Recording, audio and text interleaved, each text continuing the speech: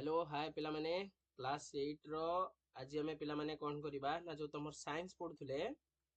तो साइंस रे आज आमे पार्ट नंबर 2 क्लास करिबा चैप्टर 6 रो के पिला माने तो पिला माने क्लास करिया पूर्व चैनल को जो माने नुआ आसी छ चैनल को सब्सक्राइब करि नाओ से माने जल्दी जल्दी चैनल को सब्सक्राइब कर दियो जा फल रे आमे जहां भी अपडेट दबा तार नोटिफिकेशन तोन पाखर जाई पहुंच परिबो के पिला माने चला आमे देरी न करिया आमे स्टार्ट करिया आज पिला माने पढिबा एयर प्रेशर जेटा तमे कहउछो वायु चाप हला वायु चाप कोन पिला माने आस बुझिबा तमे माने साधारणतः जानिछ पिला माने जे वायु होची गोटे विभिन्न गैस रे एक साधारण मिश्रण हला एटा तमरो भूपृष्ठ रु बहुत उच्च पर्यंत अर्थात प्राय 450 किलोमीटर पर्यंत ये तमरो विस्तृत अछि केते किलोमीटर पर्यंत 450 किलोमीटर पर्यंत विस्तृत अछि बुझिला वायु स्तंभ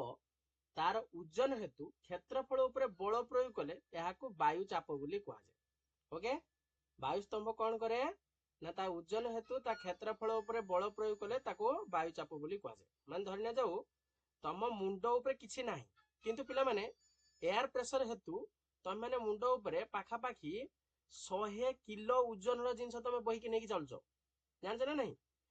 एपट सेपट रो वायु प्रवाहित होउची बोली हमको जणा पडू नाही प्रेशर टा केते अछि बुझिला नचेत हमको एते परिमाण जणा पडंता कि आमे बहुत उडे ओजन रो जिंस आमे बहिति नै कि जाउचे बुझिला ना नहीं वायु चाप सब दिगरे अनुभूत हुए हला तमरा लेफ्ट रु अनुभूत हुए राइट रु अनुभूत हुए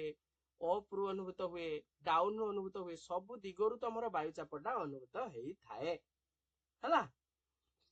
समुद्र पतन रे वायु चाप सर्वाधिक स्थान रो उच्चता जेते अधिक हबो वायु चाप सेते कमी जीवो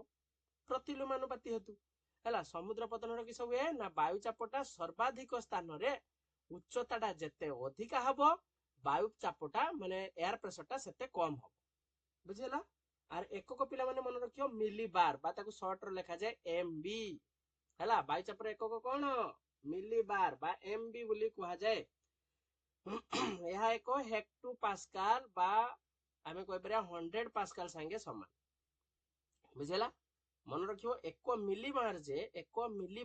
1 हेक्टो पास्कल बा एचपीए बा ताको कह जाय 100 पीए बोली बा 100 पास्कल बोली कहा जाय मन रखिबो ठीक अछि पिला माने एई टुटा कथा नोट करके मन रखिबो जे वायु तार ओजन हेतु क्षेत्रफल उपरे बल प्रयोग करे कोन करे ना वायु तार ओजन हेतु क्षेत्रफल उपरे बल प्रयोग करि थाए ठीक अछि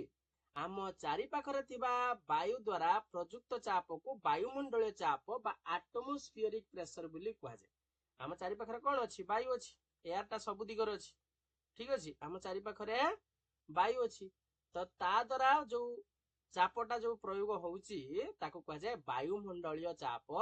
बा एटमॉस्फेरिक प्रेशर बोली कहा जाय ठीक अछि एबा से जानिया पवन कोन ठीक अछि कोन जानिबा पवन कोन हौ देखो पवन कोन देखो मन रखिबो जे गतिशील वायु को कोन कहा जाय पवन बोली कहा जाय हला जो वायुटा तमरो गतिशील अवस्था रे अछि ताकू ही आमे कोन कहबा ना पवन बोली कहबा ठीक अछि वायु माध्यम रे गुटे स्थान रे चाप अधिक थिबा स्थले अन्य एक स्थल रे चाप कम थाए माने गुटे जगह रे धरो प्रेशरटा हाई रहला गुटे जगह रे प्रेशरटा हाई रहला आउट जगह रे प्रेशरटा किस हबो ना लो हबो ठीक अछि सब बेले गुटे जगह रो हाई रहला बेले आउट जगह रो लो हेइ आ सब बेले मन रखियो प्रेशरटा सब रे हायर ये रु लोअर हाकू आस्ताय हला तो सेठ देखो लेखाई जी कथाटा फल रे अधिक चाप थिबा स्थान रु वायु कम चाप थिबा स्थान को प्रभावित हुए हला अधिक चाप थिबा स्थान रु वायुटा कोन हुए कम चाप थिबा स्थान को प्रभावित हुए ठीक अछि एबा से देखियो पिला माने समुद्र वायु और स्थल वायु जेटा तमे कहछ समुद्र समीर और स्थल समीर 7 क्लास रे पढिछ ए विषय रे देखिया कोन कहूची सी ब्रिज और लैंड ब्रिज कोन देखो पिला माने दिन बेला समुद्र उपकूलस्थ स्थल भाग जल भाग तुलना रे शीघ्र उत्तप्त हो जाए दिन बेला किस हुए ना स्थल भाग जल भाग तुलन शीघ्र उत्तप्त हो जाए ଫଳରେ ଜଳଭାଗ ଉପରେ ବାୟୁର ଚାପ ସ୍ଥଳଭାଗ ଉପରେ ଥିବା ବାୟୁ ସ୍ତରର ଚାପ ତୁଳନାରେ ଅଧିକ ହୁଏ। ଯେହେତୁ ଆର ଅଧିକା ହୁଏ ତେଣୁ ହଉଛି ଅଧିକ ପ୍ରେସରଟା କ୍ରିଏଟ ହୁଏ। ଏହି ସମୟରେ ସମୁଦ୍ର ଆଡୁ ବାୟୁ ସ୍ଥଳଭାଗ ଆଡକୁ ପ୍ରବାହିତ ହେଲେ ଏହାକୁ ସମୁଦ୍ର ବାୟୁ ବୋଲି କୁହାଯାଏ। ବୁଝିହେଲା? କିନ୍ତୁ ପିଲାମାନେ ରାତି ସମୟରେ ଆଉ ଉଲ୍ଟା କଥାଟା ହୁଏ। କଣ ସେ ଉଲ୍ଟା କଥାଟା? ନା ଦେଖ, ସ୍ଥଳ ଭାଗ ଶୀଘ୍ର ତାପ ବିକିରଣ କରି ଥଣ୍ଡା ହୁଏ। ସ୍ଥଳ ଭାଗଟା ଶୀଘ୍ର ତାପକୁ ବିକିରଣ କରିକି ଥଣ୍ଡା ହୁଏ। ଜଳଭାଗ ଏତେ ଶୀଘ୍ର ଥଣ୍ଡା ହୁଏ ନାହିଁ। ଏହି ସମୟରେ ସ୍ଥଳଭାଗ ଉପରେ ଥିବା ବାୟୁର ଚାପ ଜଳଭାଗ ତୁଳନାରେ ଅଧିକ ହୋଇଥାଏ। ଏଣୁ ରାତିରେ ବାୟୁ ସ୍ଥଳଭାଗରୁ ଜଳଭାଗ ଆଡକୁ ପ୍ରବାହିତ ହୁଏ। ତ ଏଇଟାକୁ ଆମେ କଣ କହିବା? ନା ସ୍ଥଳ ବାୟୁ ବୋଲି କହିବା। କଣ କହିବା? ସ୍ଥଳ ବାୟୁ। ଠିକ ଅଛି?